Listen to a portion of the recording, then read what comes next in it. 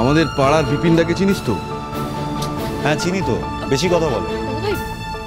সে তোরা যা খুশি ভাবতে পারিস, কিন্তু আবিরও কাজটা ঠিক করে।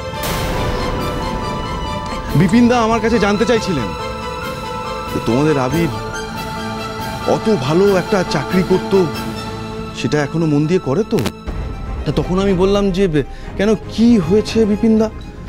তখন বিপিনদা বললেন যে আবিরের সঙ্গে একটা দুর্ঘটনা ঘটে গেছে, জানি ওর বউ এভাবে অসময়ে চলে গেছে, সেটা খুবই দুঃখের, কিন্তু এত বড় বাড়ির একটা ছেলে দিন দিন চোখের সামনে এভাবে নষ্ট হয়ে যাবে।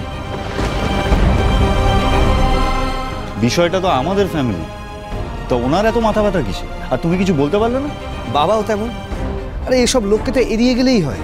যেটা বুঝিস না সেটা নিয়ে কথা বলিস না তো। আমি বারবার ধরে বিপিনদাকে জিজ্ঞেস করতে উনি বললেন যে পাড়া সিনিয়রদের সামনে মদ্যপ অবস্থায় আবির বিপিনদার সঙ্গে কথা বলেছে। ইস, বাড়ির মান সম্মান কিচ্ছু থাকলো না। আগে ছিল পেখম, এখন হয়েছে আবির। ওই পেখমই যত নষ্টের মূল। যার সমালোচনা করছিস না, সে তো আর বেঁচেই নেই রে রনিতা। এবারে অন্তত মেয়েটাকে একটু রেহাই দে।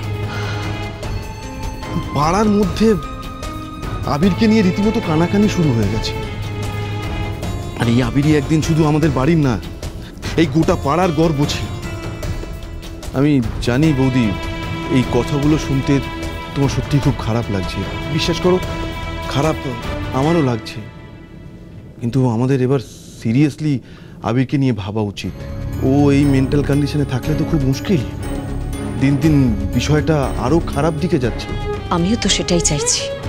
শ্রী আর অভিতাজের বিয়েটা হয়ে গেলেই আমি আবিরের বিয়ের কথা তুলব। সেই জন্যই তো চাইছি শ্রীয়ের বিয়ের আগে কৌশিক এখানে চলে আসুক।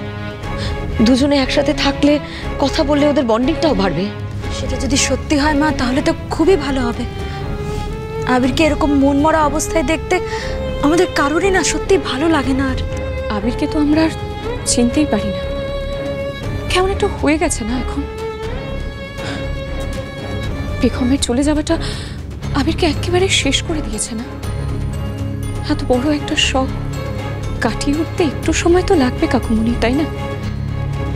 এটা যার সাথে হয় সেই একমাত্র জানে।